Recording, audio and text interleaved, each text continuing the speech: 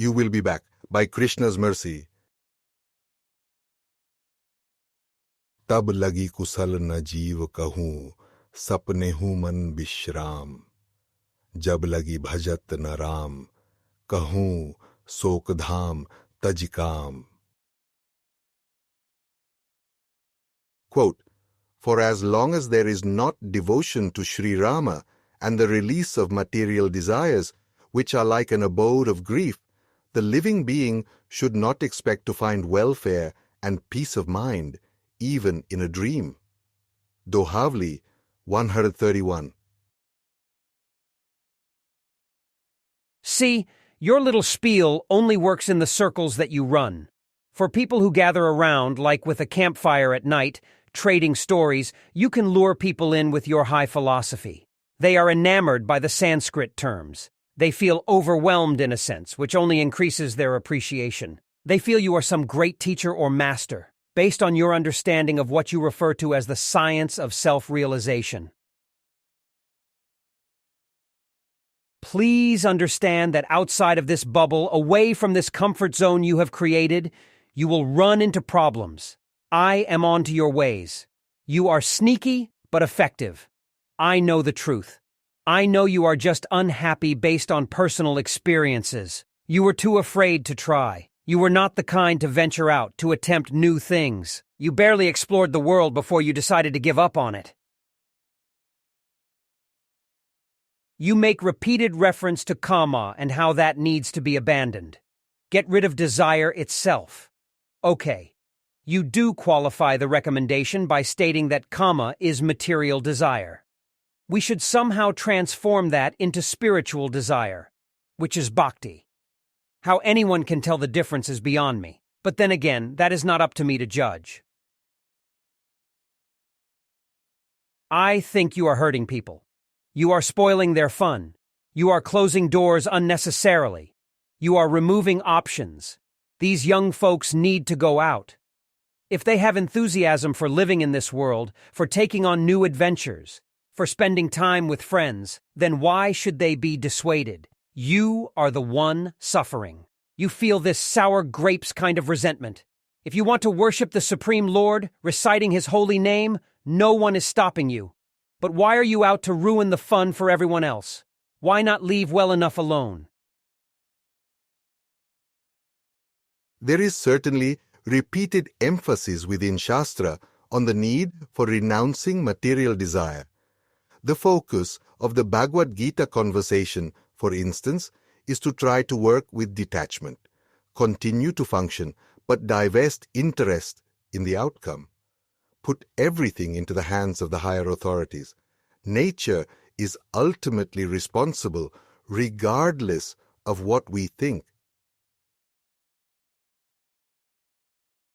Prakriti kriyamanani gunai karmani sarvashah ahankar vimudhatma kartaham iti manyate.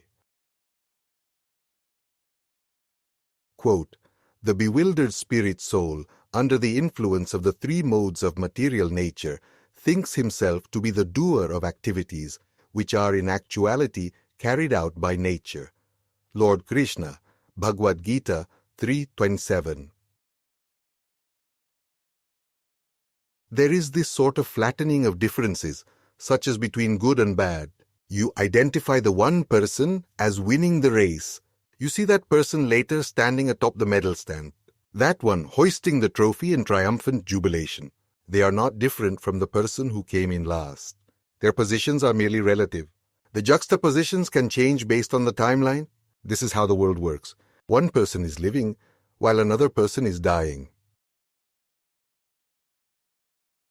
Gat sangasya muktasya jnanavasthit chetasa yagya yachartah karma samagram praviliyate. Quote, the work of a man who is unattached to the modes of material nature and who is fully situated in transcendental knowledge merges entirely into transcendence. Lord Krishna, Bhagavad-gita 4.23. This is, in fact, the basis for the instruction. The wise person can see into the future. They understand what will take place after the passage of time. What goes up must come down. What will be targeted will eventually be achieved or rejected. There will then be something else to do. Karma is like that candle which refuses to go out. Apuryamanam achal pratishtham samudram apa pravishanti yadvat tadvat kama yam pravishanti sarve sashantim apnoti nakam kami. Quote, a person who is not disturbed by the incessant flow of desires that enter like rivers into the ocean which is ever being filled but is always still, can alone achieve peace, and not the man who strives to satisfy such desires. Lord Krishna, Bhagavad-gita 270. It is a misconception to think that the emphasis on renunciation, vairagya, is only due to failure. Rather, we can find melancholy even after tremendous success. Goswami Tulsidas refers to this world as Shok Dham. It is like the resting place of grief. Wherever you turn, people are unhappy. As Prahlad Maharaj explains in Vishnu Puran, even the people that think they are happy are only fooling themselves. How can someone take pleasure from the absence of pain? There is always pain. To remove the pain temporarily is only to find relief. Relief is not the same as real happiness. That is the ultimate purpose to the instruction. Saintly people of the Vedic tradition do not merely advise against karma. They say there must be a positive activity as well. Worship the Supreme Personality of Godhead. Follow some sort of pravritti to connect with Him, such as chanting the holy names, Hare Krishna, Krishna Krishna, Hare Hare, Hare Ram, Ram Ram, Hare Hare. This will bring actual happiness, as confirmed in Srimad Bhagavatam. Shri Krishna describes how there are so many philosophies in life. There are countless objectives and corresponding ways to meet them. These systems are kind of dharmas in their own right. Adyantavant evaisham loka karma vinirmita du khodarkastamo nishtha kshudramanda shucharpita. Quote, all the persons I have just mentioned obtain temporary fruits from their material work. Indeed, the meager and miserable situations they achieve bring future unhappiness and are based on ignorance. Even while enjoying the fruits of their work, such persons are filled with lamentation. Lord Krishna, Srimad Bhagavatam 11:14-11. We might find success in following these dharmas.